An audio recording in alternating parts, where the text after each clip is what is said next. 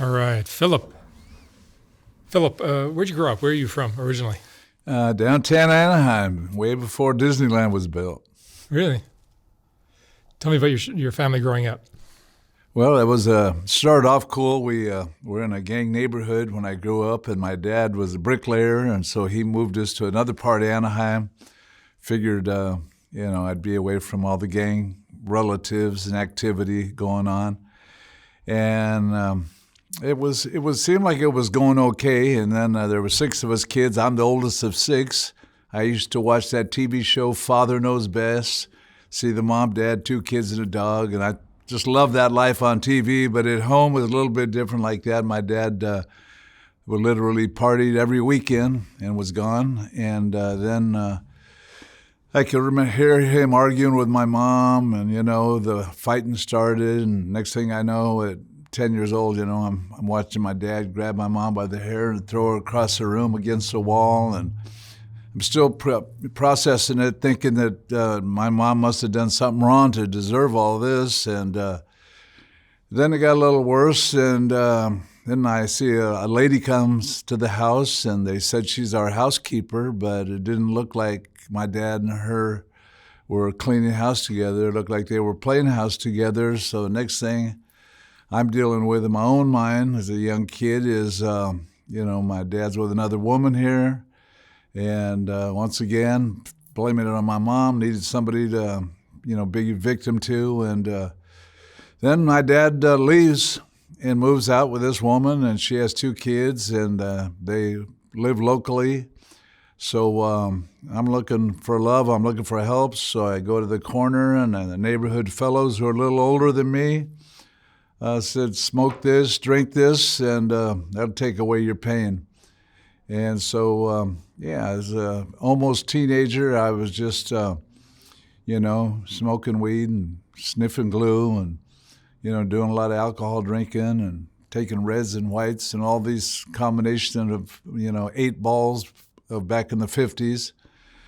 And my life was just jacked up. And I can remember getting ready to go into middle school, and I decided to, I saw a group of guys jump a guy, about 8 or 9 guys jump and start kicking and hitting them. And when I saw that kind of excited me, and I lived on a street called Ollie Street, and a few of us started a little crew called the Ollie Street Crew, graffiti and this like that.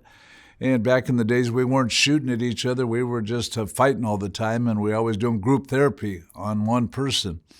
And that just became my way of life as a younger person, trying to hide the pain, cover the pain, numb myself.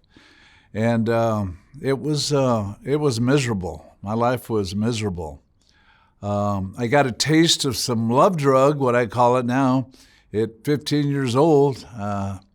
Girl from the other side of the tracks, as we talked about back in the day, she was a cheerleader, a beautiful white girl, redhead, and I fell in love with her. She said she was in love with me. Next thing you know, at 15 years old, I am just so happy. My dad broke my heart. My mom broke my heart. I'm shaking my fist at God, whoever he is.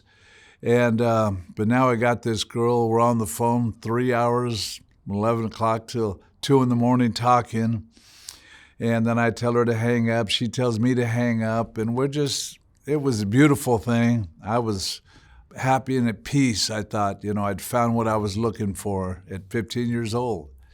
And now I know the Bible, there's a verse that says, where your treasure is, there will your heart be also. And so my heart was with her. And I can remember right across from Anaheim High School, when I went to high school, there's a place called Tasty Freeze, a little malt shop we had back in the 50s and 60s. And I was having a shake, ice cream with my friends. I'm happy because I'm in love. Next thing you know, I see a 55 Chevy Nomad wagon, just like it was yesterday, coming down the street. It was one of my best friends, Max. And next thing you know, who do I see seated right next to her? My girl, Annie. And like I shared earlier, the scripture verse, where your treasure is, there will your heart be also. So my heart is riding down the street with my so-called best friend. And at 15 years old, I made a declaration, a statement, a position in my life. I will never trust another woman again.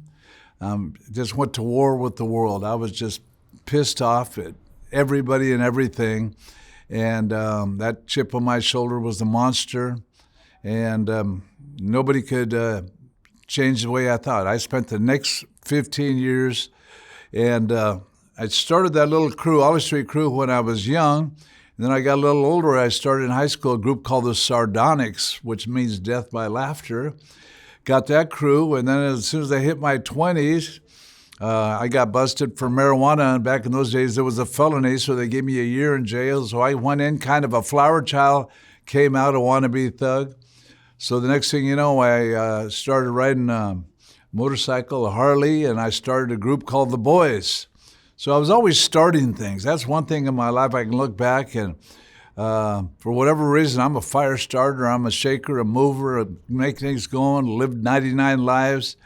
But now in my 20s, I'm a biker and I'm hanging out with people and I'm selling cocaine, smuggling cocaine. And I'm doing fine and making money. Everything seems to be going good. And my brother worked as a psych tech at UCI Hospital here in Orange County. And so he would send over different doctors that wanted some good cocaine over to my house. And one of them was a psychiatrist, a lady named Marilyn. And she came over and we snorted some cocaine together. And I was just a good, legitimate drug addict and smuggler, but not a dope fiend. And then one day she goes, have you ever tried heroin? And I told her that's for losers. Those people will steal from their own mom. They'll do this, they'll do that. They're just the bottom of the barrel. Never would I do heroin. But one of my weak characteristics is a good-looking woman asking me to do a little favor. And so I said, let's try it. Both of us, tried it for the first time. I put my arm out. I knew when I was putting my arm out, my head was telling me, that's a dumb move, that's stupid, don't do it. And I had every red flag going on in the world. But I let her inject that heroin into my veins. And for me, it was nirvana. It was heaven. It was peace of mind. It was that aha moment. It was the peace that passes all understanding to me. And I just went with it. At that time, I was living in a swinging singles apartment, had money, toys, everything like that. Within 6 months, I'm in a garage with half a dozen other dope fiends, and we're passing the same needle around. And I contract hepatitis B. And my eyeballs are turning yellow, my skin's turning yellow. I'm losing weight rapidly. And then I get arrested for under the influence. When I was at a party in L.A., I'm in the L.A. County Jail. They put me in the infirmary, sentenced me to 90 days. At 26 years old, I'm writing a letter to my mom saying it's over. End of my life. I went down to 123 pounds, just skin and bones, just a skull of a face. And wrote my mom and, was telling her I was sorry for stealing our cars, things, all the damage that I'd done to the family, my brothers, sisters. I got 5 of my brothers and sisters strung out on drugs. I was proud of that. So I was apologizing to my mom because I thought I was really going to die. I thought it was the end of my life there. And 90 days later, I'm healthy again. And had my mom come and pick me up at the L.A. County Jail. And the first place I had her go is take me right back to the Connections house. So here I am at the Connections house, shooting up again, and I'm just going for it. And I'm using and abusing a filthy, no good heroin addict who just didn't care about anybody but myself. Literally. I robbed my sister's bank account, my mom's, all of my brothers, sister, everybody that was around me. I did that. I went in and out of rehabs. They didn't seem to work. And then finally, when I was almost 30 years old, I went to my uncle's house in Rogue River, Oregon, and he said I could stay there and detox, dry out there. And so I got a few months clean. And then I met a girl up there. Once again, my girl problem. I met a girl up there, and boom, we're on the way back to California. I went to a buddy of mine's house named John, and he said, hey, let's go get some Italian food. There's a place called DeFalco's Italian Restaurant that just opened up. So I go with him, and I see some beautiful Italian ladies, and one of them caught my eye, and I did my little thing, saw that she was on the menu, and I could tell she was one of those people that I referred to as a Captain Save-A-Ho ministry type people.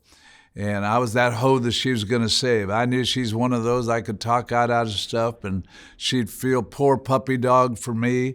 But at the same time, I had a love attraction towards this person, and she turned out to be my wife later on in the story, but during the first part of it, I convinced her that she met me when I was 90 days clean. So I was looking pretty good, 20-some years old and long hair and all that kind of good stuff's going on. And so then she, gets to know me a little bit. And then I talked her into letting me move into her house. I told her I'd get a job, I'll be a good boy and all that stuff. And next thing you know, one of my brothers offered me to move some drugs for him, and I did that, and I ended up taking the drugs that I was supposed to deliver, a big, large sum of them, and I started what I call a ministry now, Catch Me If You Can, Mother Effers, and I took off with that stuff. I was on the run, and so my girlfriend, Sandra, who is now my wife, she realized that all of her belongings, her special little gifts, keep things that have been given over the years were all gone, because for those of us that know a drug like heroin or fentanyl, we don't care about anybody or anything. We're going to take it all. And sure enough, that's what I did. She found out all of her stuff was missing. And then I went to her house, called a bunch of my buddies, and we started dividing up our little drugs that we were going to sell, and we started partying. We started shooting up cocaine, and we were shooting up meth. We were just going crazy. Big wild event happens. The cops come there, and I'm arrested for drugs and violence. And the next thing you know, I'm locked up in the Orange County Jail, and I'm about 29 years old now at the time. And my mom, every time I got in trouble or anything like that, I would say, hey, Mom, I need some money. She'd say, we don't have it, son. I say, it's your fault that my family's a wreck. It's your fault that my dad left. And every situation, I'd always extort her, my own beautiful mother, I says, buy this for me, buy that. Well, at 29 years old, I'm locked up on a big bail, and I says, Mom, bail me out, put your house up as collateral. And in my mind, I knew that as soon as I got bailed out, I'm going to Mexico. I don't care if my mom loses her house. I don't care if my brothers and sisters lose a place to live. Just didn't matter. That's how sick and disgusting I got, during my drug days, whether you call it sin or whether you call it a disease, whatever it was just, I only love and I only care about one person, and that's me. That's simply me. So I was waiting to get bailed out, and for the first time that I can remember in my whole life, my mother said no. And greatest thing that could have ever happened, but not at the time. I was mad and hating on her and anything like that. Next thing you know, like I says, I'm locked up for a little longer in the Orange County Jail. And then they sentenced me to 1 to 10 years prison term. They send me off to a place called Chino State Prison. And now I'm finally there with the big boys. I can remember the first time I had handcuffs put on me at 14 years old. And I warn people nowadays, I says, if those handcuffs feel good on you, plan on being locked up a lot. Plan on having a horrible life behind bars. Because I can remember those handcuffs when they put on me the first time. And the whole neighborhood was watching me. And I finally felt like somebody. I felt like I meant something, that I achieved something. Then I can remember in high school, sitting at the back of the class, where I thought all the cool guys were at, and looking at all the lames, lops, and losers sitting at the front of the class, raising their hand, asking questions, all that kind of stuff. I tell people that a lot of my fellow friends in high school were talking about going to USC or Harvard or Stanford, some university. I said the only place I thought about going to was Penn State. And then I correct myself and I let them know, I mean the state pen. And so it was like an answer to my own sick prayers, my own stinking thinking.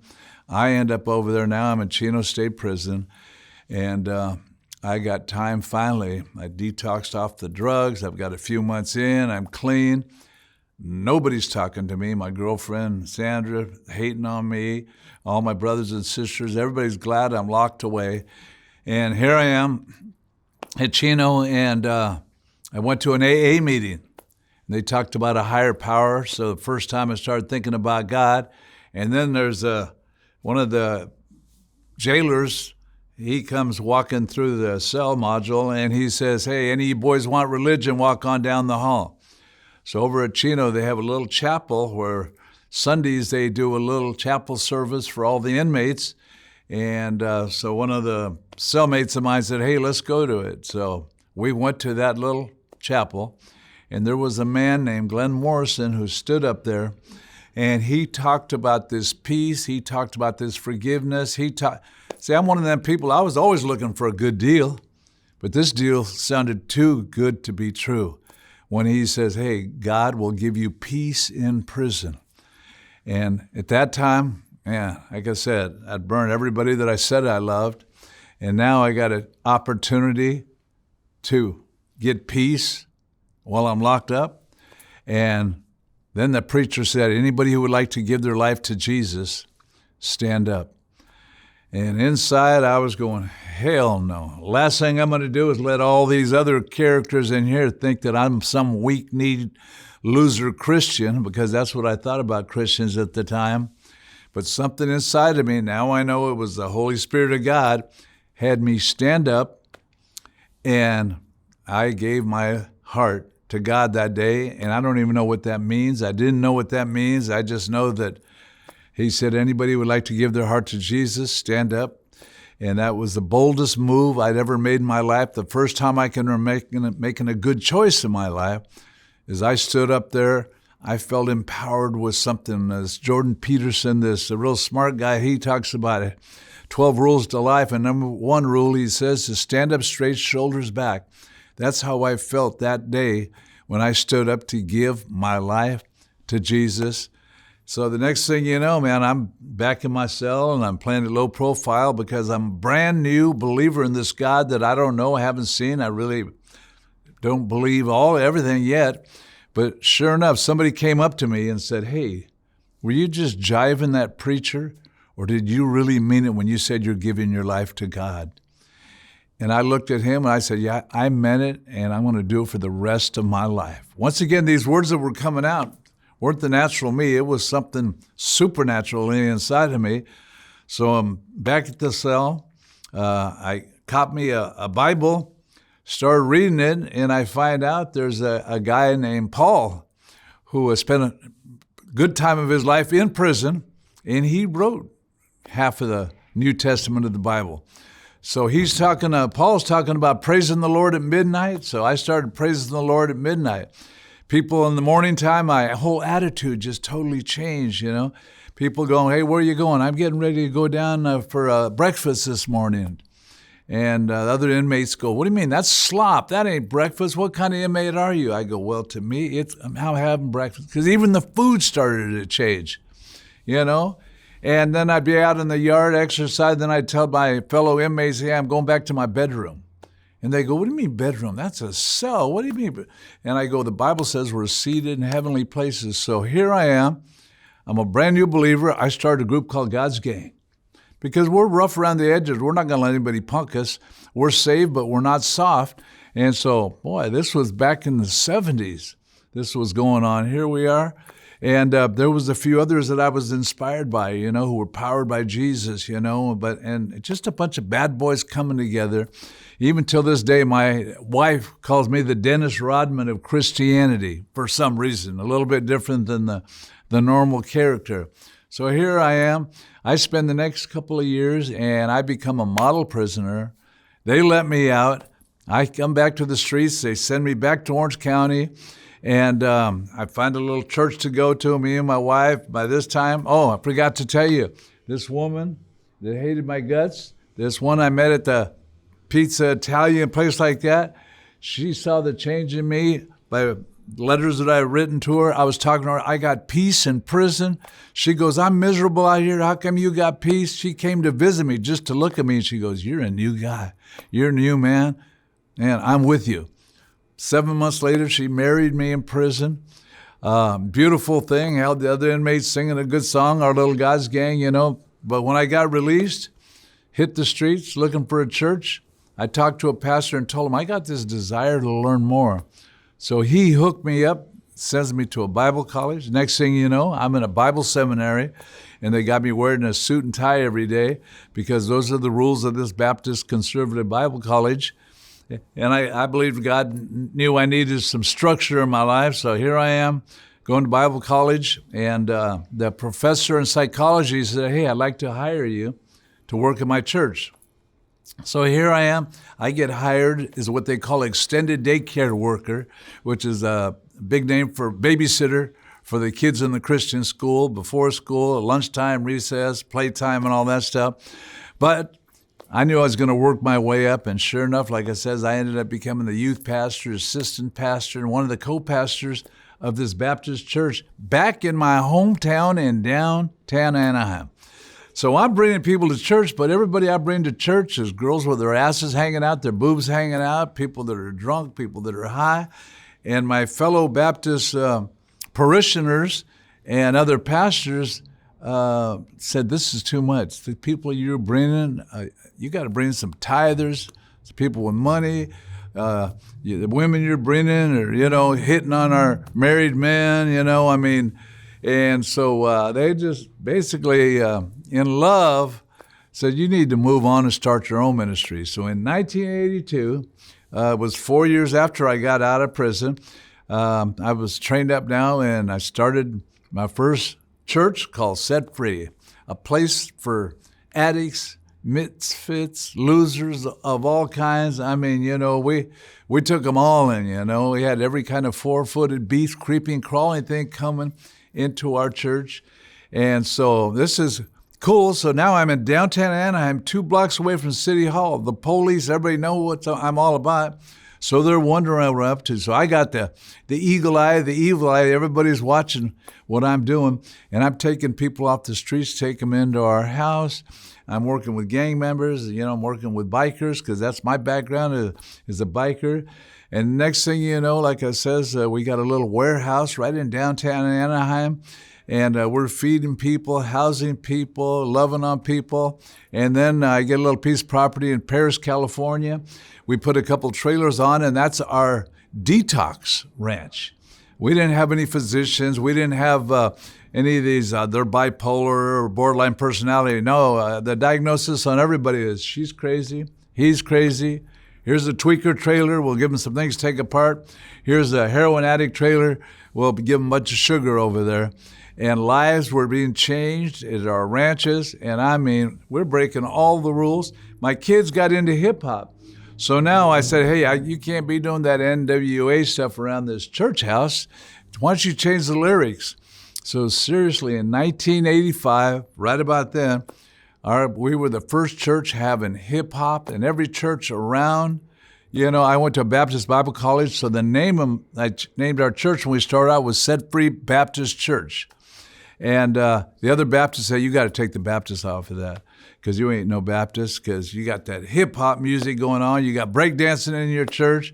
Then they saw us. We had punk rock bands. I mean, the Bible said, become all things to all people to win some. So we were doing it all. We were fishing. The Bible says, follow me and I will make you fishers of men.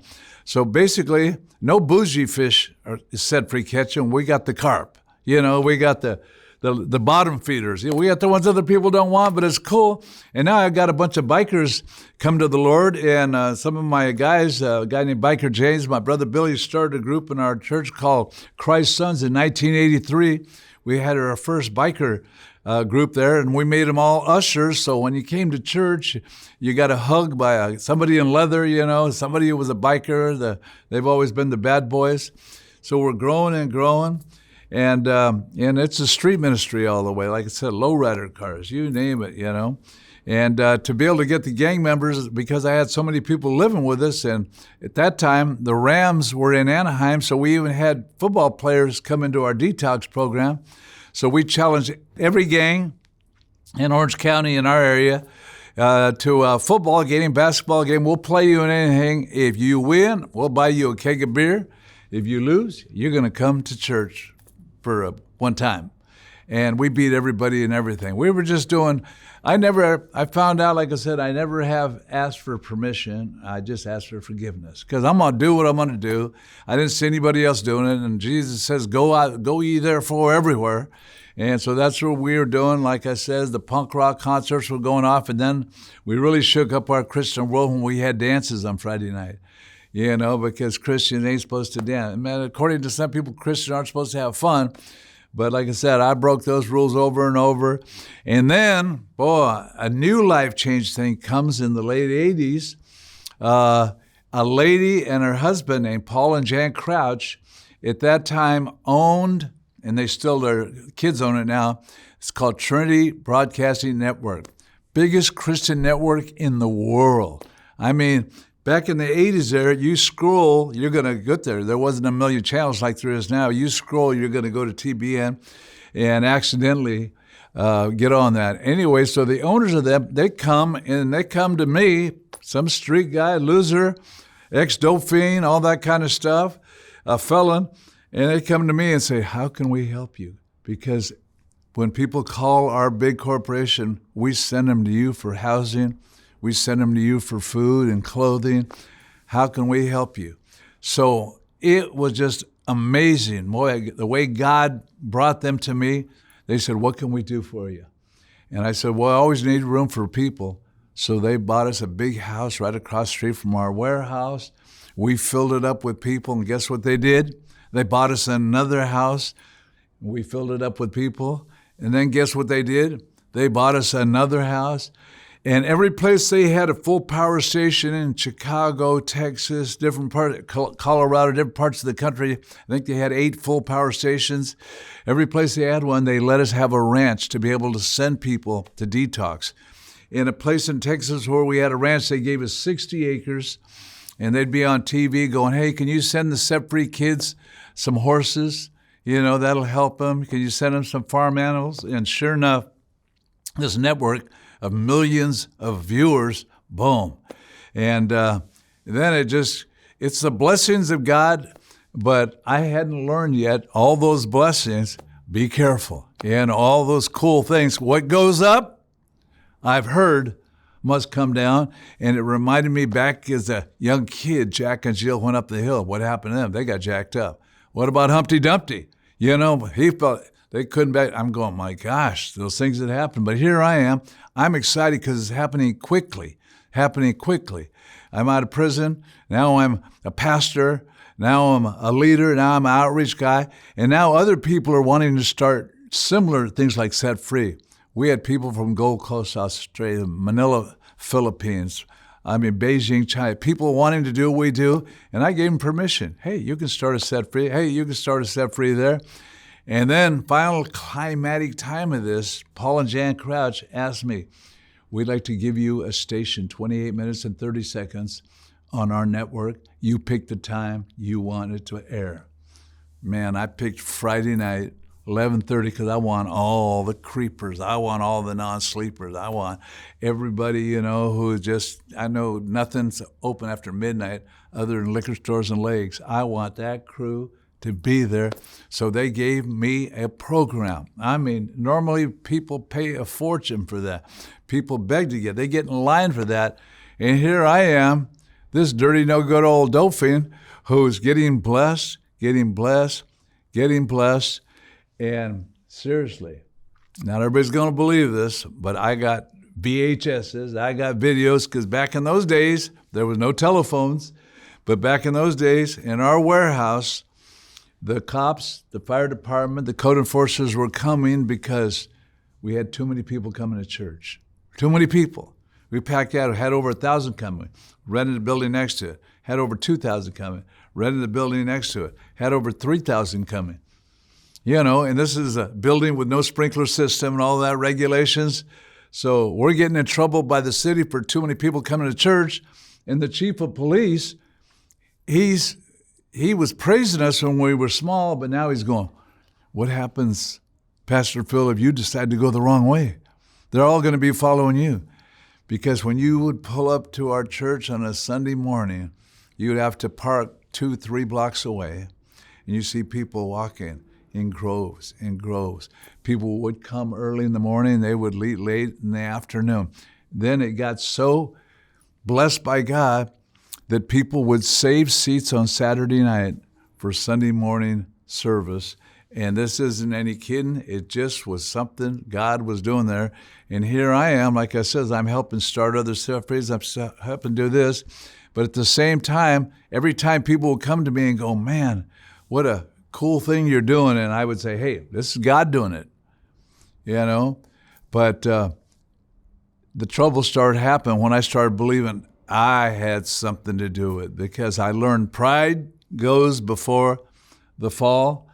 And sure enough, at the height, at the greatest time, when we're on TV doing this, too many people coming to church, we tried our best. We built out another warehouse that would seat 4,000 people. Our first service, we had over 6,000 people there.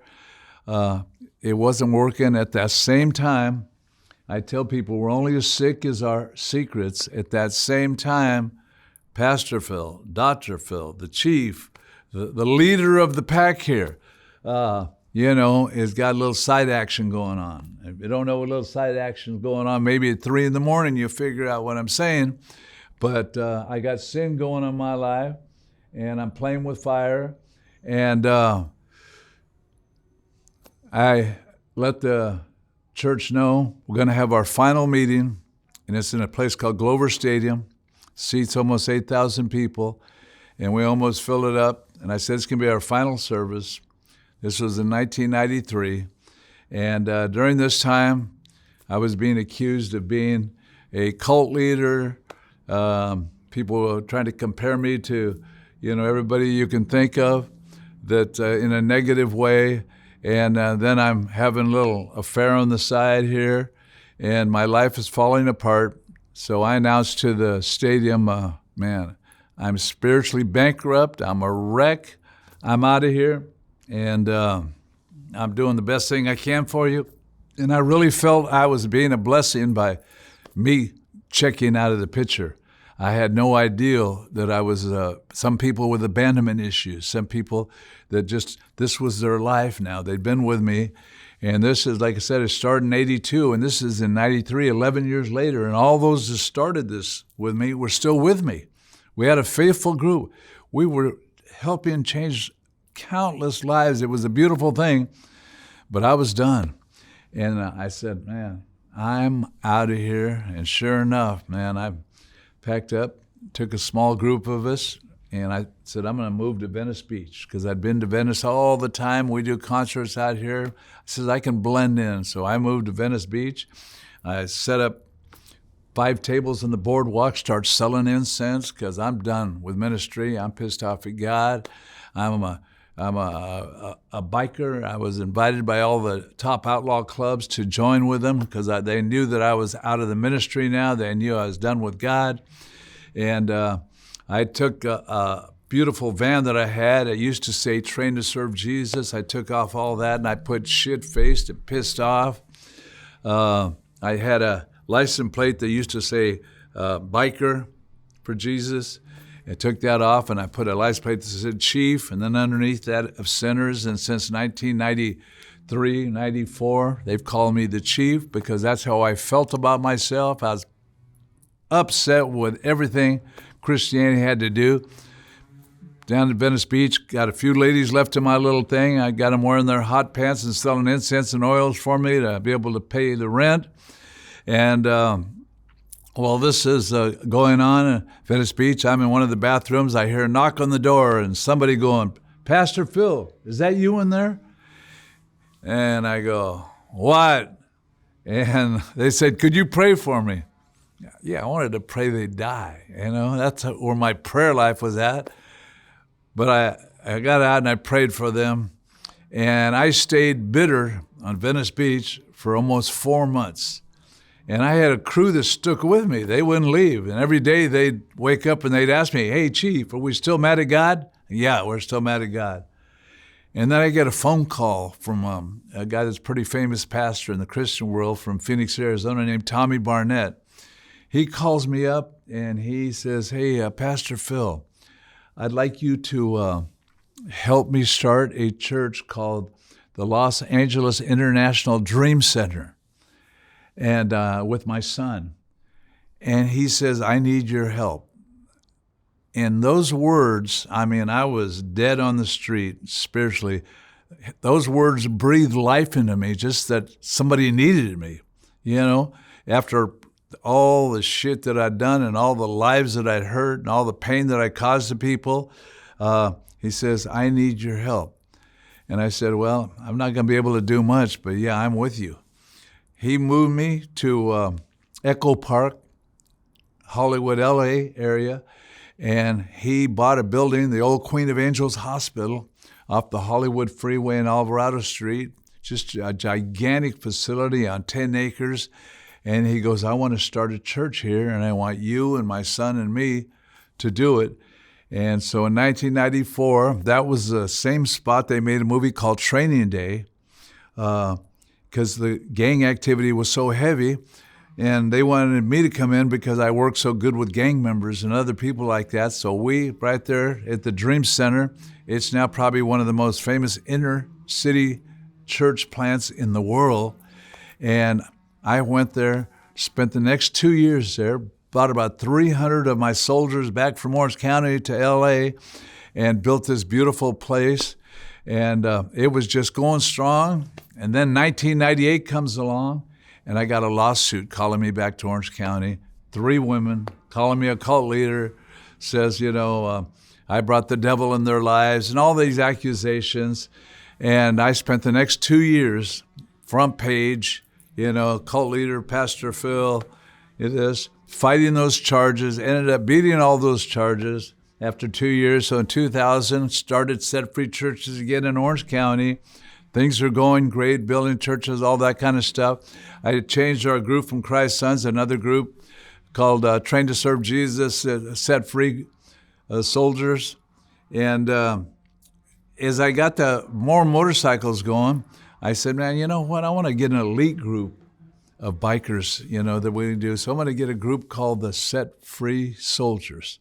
We'd already had the Christ Sons, We'd already had those Trained to Serve Jesus bikers, but now we're going to have a group called the Set Free Soldiers.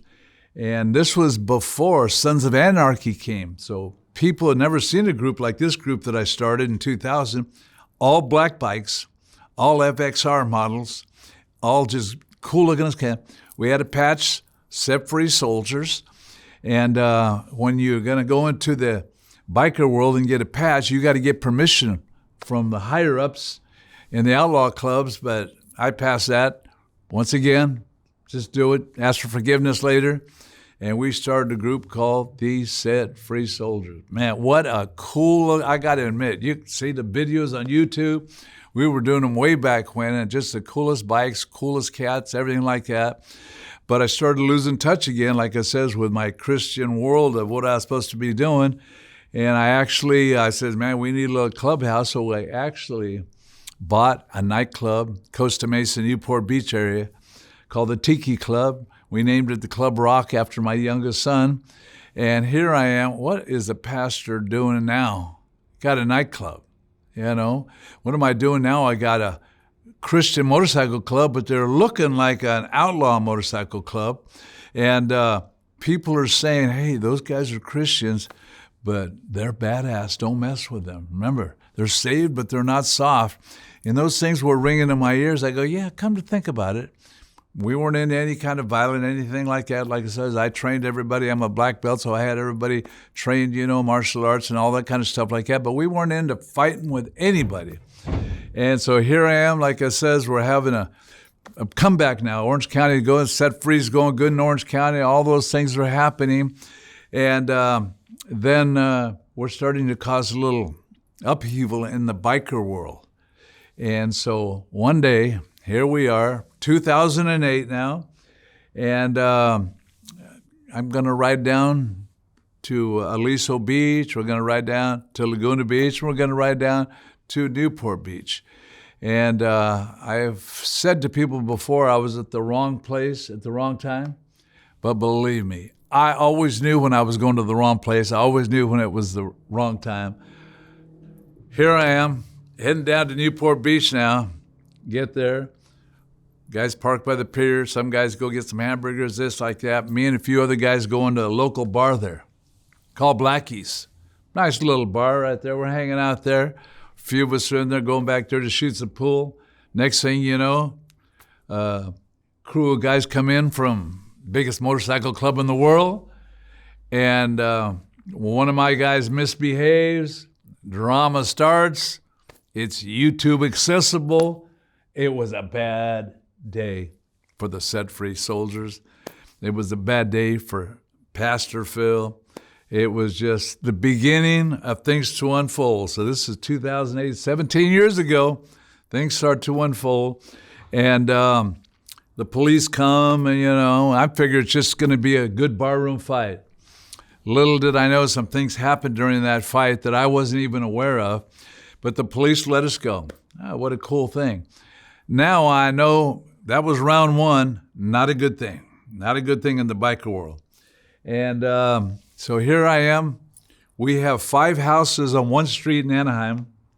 And 2 weeks later, after that barroom fight, 2 weeks later, little did I know that there's a Target shopping center not too far from my house, but about 2 in the morning, they're planning a raid on the 5 homes me and all my soldiers live in.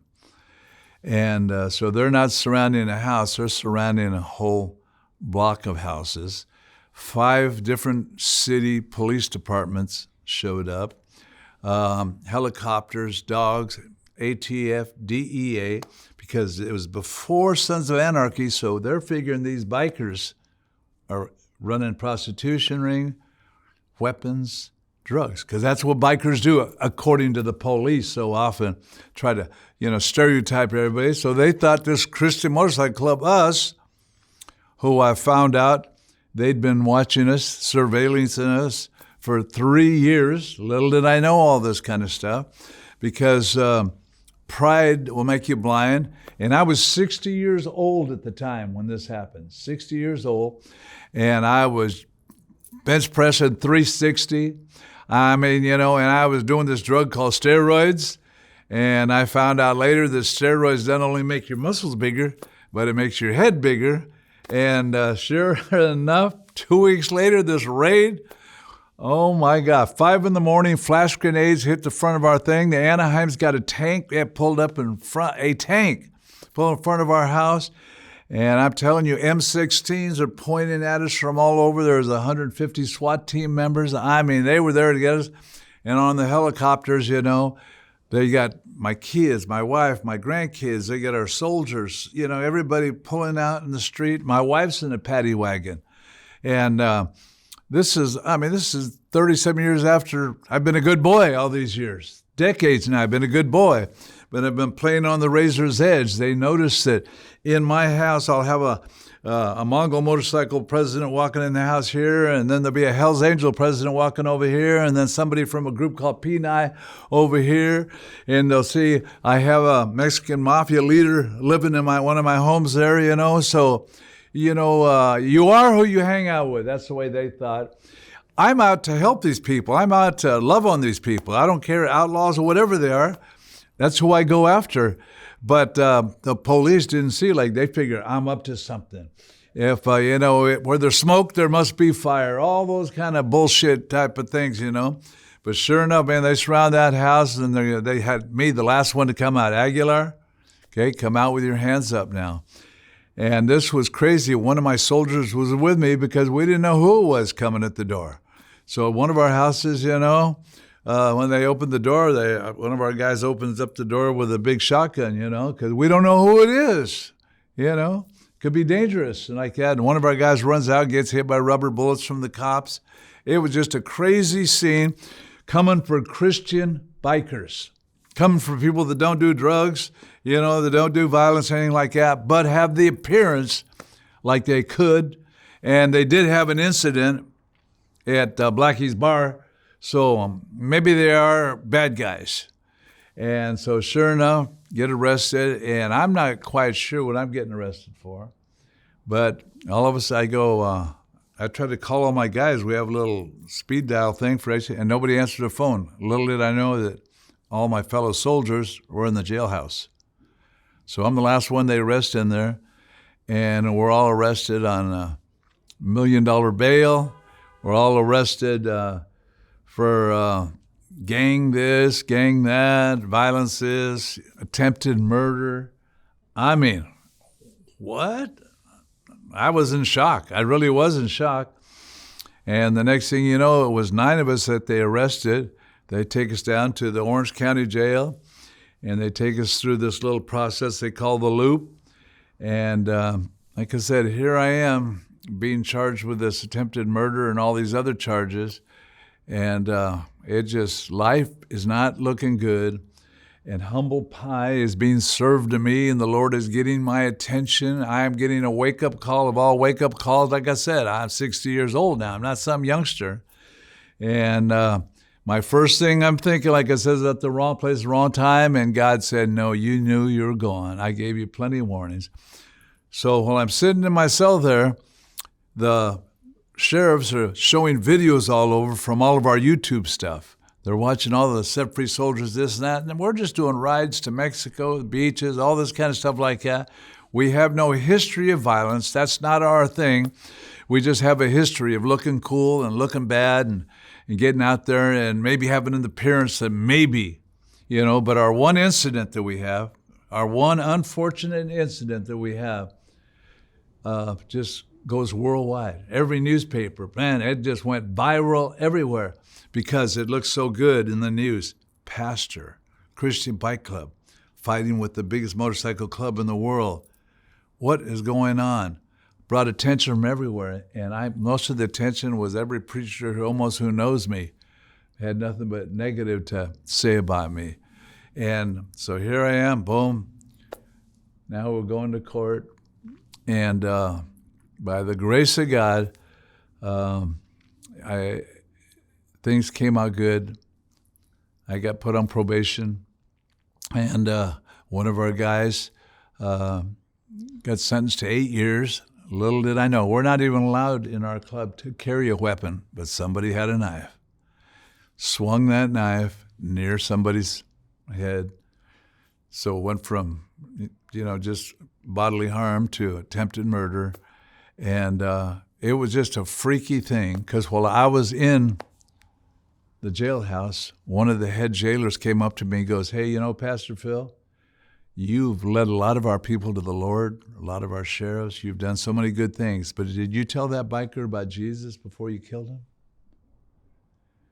And that was the first time I'd even heard that somebody allegedly was killed that day. That turned out not to be true, but that's how the rumor mill went right away. And the newspapers said Aguilar's gone for life. He'll never get out. This is 16 years later. People who see me sometimes going, oh, they let you out? They thought I was sentenced to that. They didn't even realize I got released, put on probation. They dug up our yards looking for drugs. They took all of our computers looking for some prostitution ring, like it says. There was no drug. One of our guys, who happens to have a cache of weapons as big as this room here, all legal, they took a picture of all his stuff and made it seem like those were my weapons.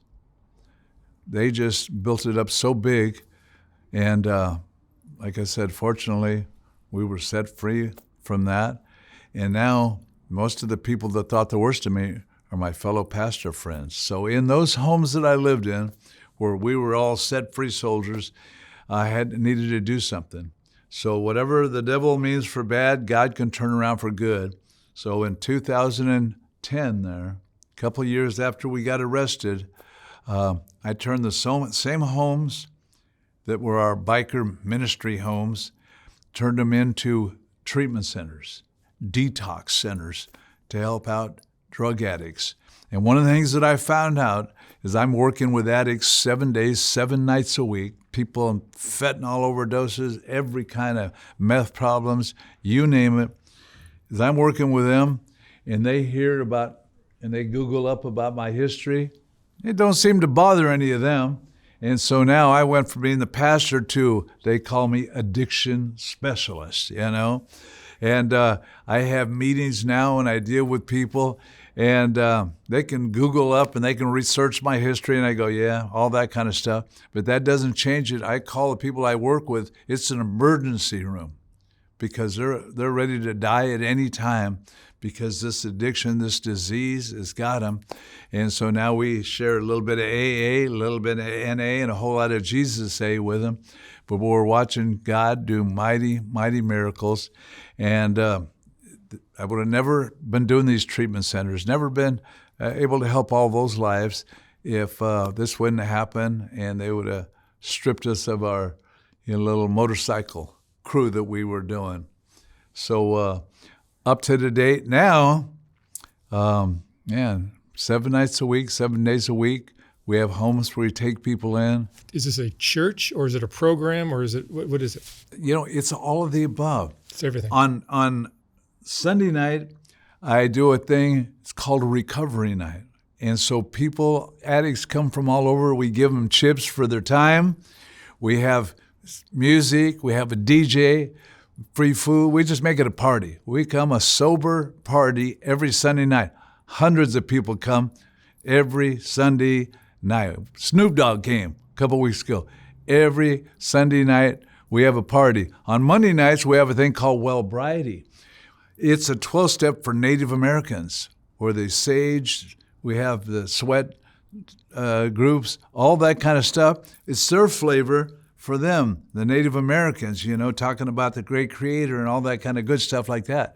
And then on Tuesday night, I do a personal Bible study with people at the Magic House. That's where I live, where the Magic's Jesus over there. Wednesday night, my wife has a ladies' meeting. Then on Thursday and Friday nights, we go out, and do programs. For Christmas, this weekend, like it says, we gave out 600 bicycles, over 1,000 toys. We had 300 bikers come together in Anaheim at Orange Grove Elementary. And like I said, we had like 1,000 kids and all the bikers. We got to walk them through doing all that kind of stuff. And then on Saturday nights, we have a thing called Set Free Church. So people who want the hardcore church. And then during the daytime, we run groups. I facilitate groups all week long.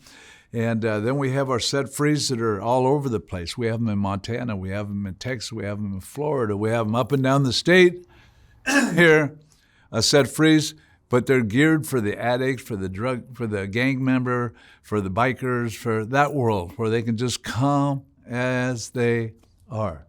And we don't have any plans of slowing down. And we opened up our ladies' home, and now we're doing things, like I says, to help get them back in school. And some of my assistants came to me, just hardcore drug addicts. Now they're going for their master's degrees. Now they're therapists.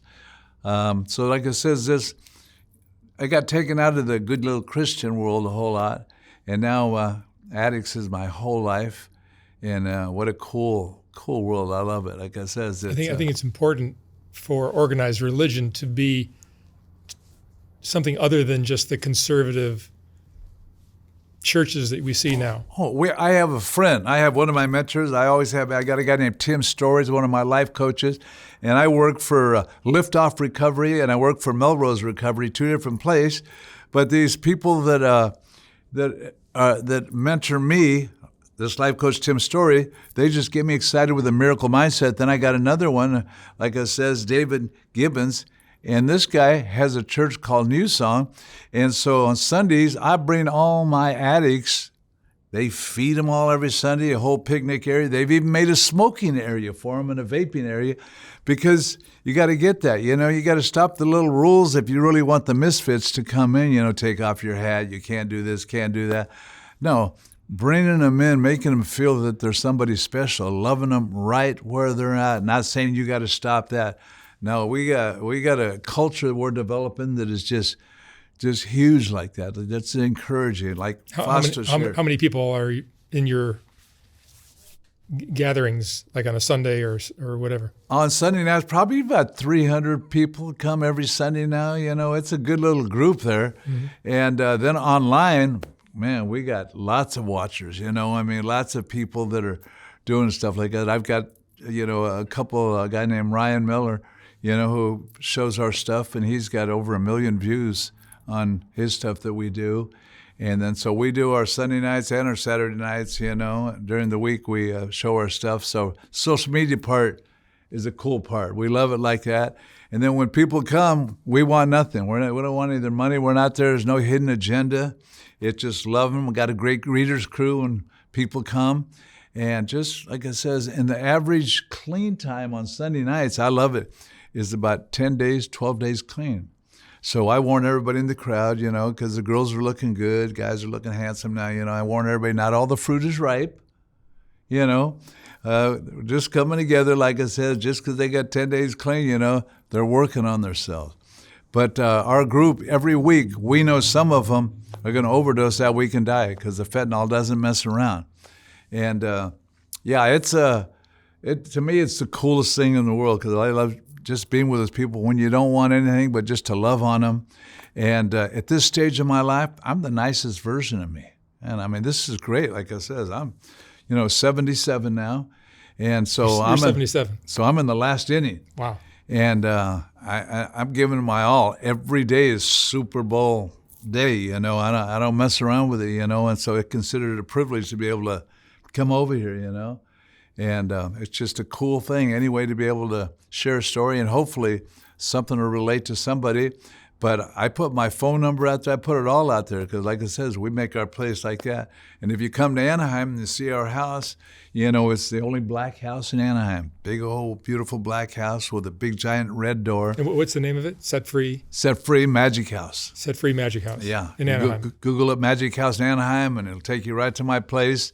And I painted it black because we're in the main throughway where the police go back and forth in Anaheim all day long. So it's kind of my way of saying hi, guys. Well, I think the problem with organized religion is it's so kind of set in its ways, very conservative, very regimented, and very kind of like just boring. Let their hair down. And the reality of our life now is there are so many people that live these alternative lifestyles. Yeah. Whether it's a biker crowd, whether it's the music crowd. It used to be a small culture with the drug addicts. Now it's everywhere. Anybody. Because the teachings of Jesus or the Bible and all that is something that I don't think anybody has a problem with. It's the presentation that these conservative churches have. It's the churches. I got a group that come to our church, my friend's church on Sunday, and they have a TV outside because they don't want to walk in that building. They ain't ready for that, and I don't blame them. And the word... Yeah, the churches now have a marketing problem. Yeah, on the word Christian, that's like...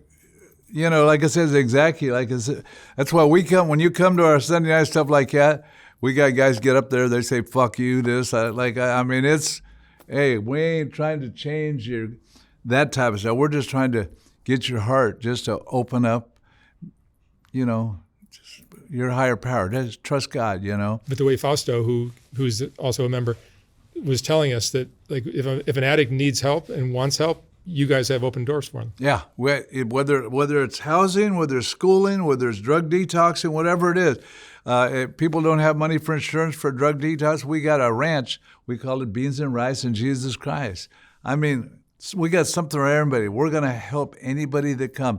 Whosoever that, because that's what Jesus did. And all the characters he had with him, they were losers, snivellers, liars, just like my group, same thing, and that's why I've went from the top to the bottom, and now, hey, I'm glad to just be on the team. It's a beautiful thing. It really and is. like it says, at the places I work, like it says Liftoff and Melrose, these two places, I helped be part of their starting. Me getting busted, having our home up. I opened up the first treatment center. I didn't even know what a treatment center was when I got busted. But while I was on probation for attempted murder, the state licensed me as a drug and alcohol center. Sometimes the right hand don't know what the left hand's doing, but I thank you, state, let us do it. And now, like I said, we've been doing it the last dozen years. And all of my sons, I got 4 sons, they all have treatment centers now. One has one in Studio City, one in Orange, one in Anaheim, one in Fullerton, and my daughter too. I mean, all of them couldn't be a happier dad. I got. What a great story. Oh, I love it. I got 23 grandchildren I got to be blessed with, But at this stage of life, I just want to finish strong. Letting people know, hey, there's hope. In our place, you ain't going to be judged. I don't care if you believe in Buddha. I don't care who you believe in. Like I said, I believe in love. I believe love covers a multitude of sin. And then the Bible teaches us those that are forgiven much, love much. I'm telling you, the drug addict of today, they'll go, man, as soon as I get detoxed, I'm going to go pick up my car. In my mind, I'm going, how do you still got a car? My drug addict days, or when people pull me out after an overdose, they thought I would thank them. I go, no, I don't want to live. I come from that addiction thing. I want to die. I got nothing to live for. And now it's just wonderful having a life where, What was your drug when you were using? Heroin. Heroin? Oh, yeah. Just opiates all the way. And hey, like it says in that, I had a grandfather who lived with us with one leg. I'd take his stuff. I knew he couldn't catch me. I mean, just dirty, no good stuff. But cool thing is, my wife who married me in prison, we just celebrated 47 years together. That's great. And so, hey, that's huge. That is huge. And she's a gangster, wonderful lady, and lets me be in people in our house and, work with people all the time. We invite anybody who would like to come, for an evening of encouragement, we'll let people come and rap, sing, just make it a fun time. It's just a great party. And, people are high on life or high on Jesus, just. What's your website again? SetFreeAnaheim.com. SetFreeAnaheim.com. And my number is 714-400-4573. And people go, man, you put your number out there, you'll be having everybody call. That isn't true. Very small group will call. And I hope it's bigger, because we can help them through that next step. But we love them right where they're at. Beautiful. Ain't tripping. Pastor Phil, thank you so much for sharing your story. Hey, thank you. Even though Soft White Underbelly consists of a lot of videos, it's really still a photography project to me. And if you appreciate the photography, sometimes it's difficult to enjoy it when it's scrolling down the screen, which is the only option I had in this horizontal format on YouTube. So last year we came out with the first Soft White Underbelly book, which is a collection of the best portraits from the thousands of interviews I've done.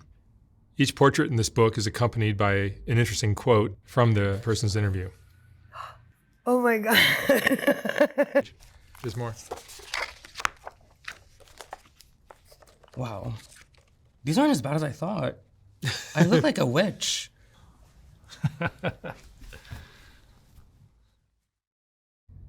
I will not be reprinting this book when it sells out. So once it's gone for good. You can order yours at softwhiteunderbelly.org. $125, $150 for a signed copy. And thank you for watching.